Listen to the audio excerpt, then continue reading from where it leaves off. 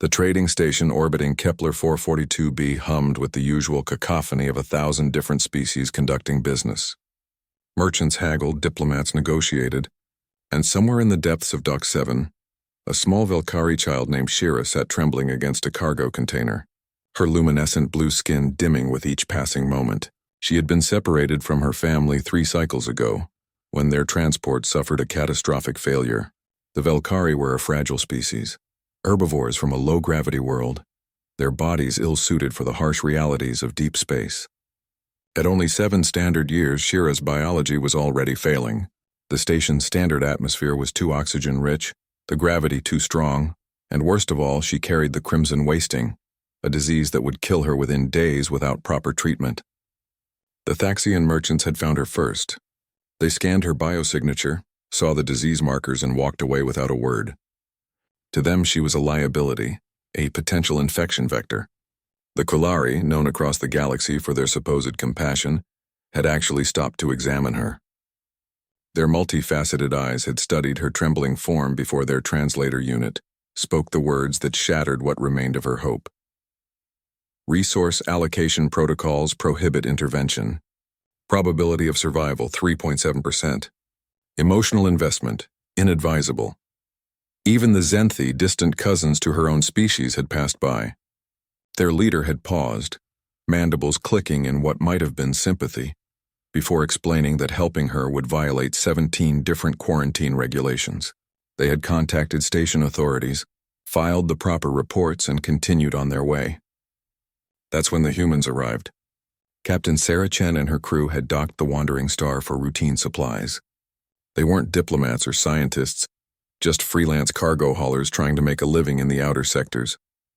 The galaxy knew humans primarily by reputation, apex predators from a death world, descended from persistence hunters, with binocular vision designed for tracking prey, and an unsettling habit of baring their teeth when pleased.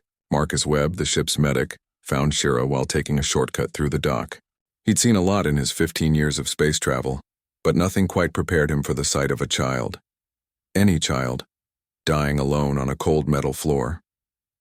"Captain," his voice crackled over the comm, "we've got a situation."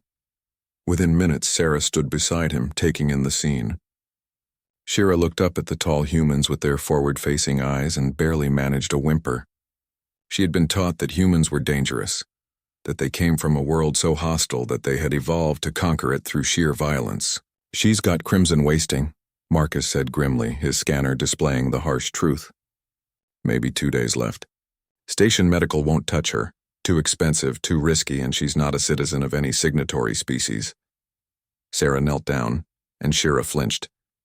But instead of the predatory lunge she expected, the human simply sat beside her, moving slowly, deliberately non-threatening. "Hey there, pequeña," Sarah said softly, though Shira's translator struggled with the Spanish endearment.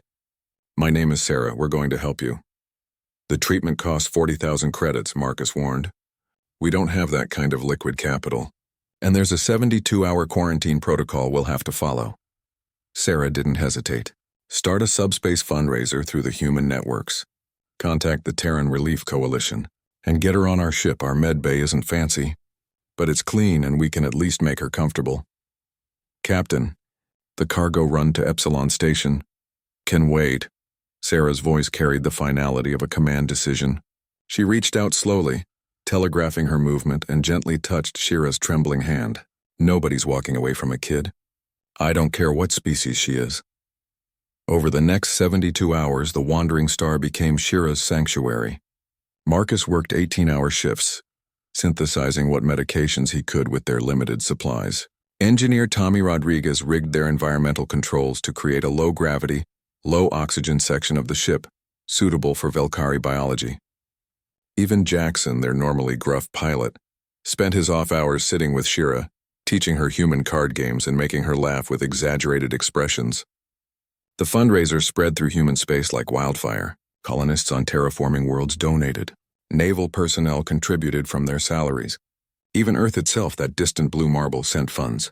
Humans had a saying that puzzled most galactic species. "It takes a village to raise a child." They applied this philosophy universally. apparently making no distinction between their own young and those of other species. Within 36 hours they had the credits. Marcus purchased the treatment, a complex cocktail of antivirals and cellular regenerators that was frankly miraculous in its effectiveness. As the medicine worked through Shira's system, her bioluminescence grew brighter, her breathing easier. On the 4th day, as Shira's strength returned, she asked Sarah the question that had been puzzling her. Why? Her translator made the word sound hollow, unable to capture the depth of her confusion. Everyone else? They followed rules, protocols, logic. You followed what? Sarah smiled, and Shira no longer feared the sight of those exposed teeth. She understood now it was an expression of joy, not aggression. We followed something that doesn't always make sense on a spreadsheet, Sarah replied. We call it compassion. Humanity learned a long time ago that our strength doesn't come from our claws or our weapons. It comes from our unwillingness to leave anyone behind, even when it's inconvenient, even when it's expensive, even when it doesn't make logical sense. She ruffled Shira's crest gently. The galaxy thinks we're predators because of where we come from, but they forget what we chose to become. Yeah, we evolved to hunt, but we also evolved to nurture, to protect, to adopt orphaned young that weren't even our own species. That's the part of our nature we're most proud of. 2 weeks later, the Wandering Star reunited Shira with her family at a Velkari colony. The farewell was tearful, but as Shira hugged each crew member, she understood something that would reshape her entire worldview. The most dangerous predators in the galaxy had also proven to be its most compassionate protectors. And perhaps, she thought, those two things weren't contradictory at all. Perhaps it took a species that knew the cost of survival to truly value every life, regardless of its origin. As the ship departed, Marcus watched the station recede and shook his head with a smile. We're going to be late on that cargo delivery. Cost us 10,000 credits in penalties. Sarah shrugged, pulling up their nav charts. Worth every credit. Besides, I already got a dozen contract offers from species who heard what we did. Apparently, our reputation just changed from dangerous predators to predators who protect the weak.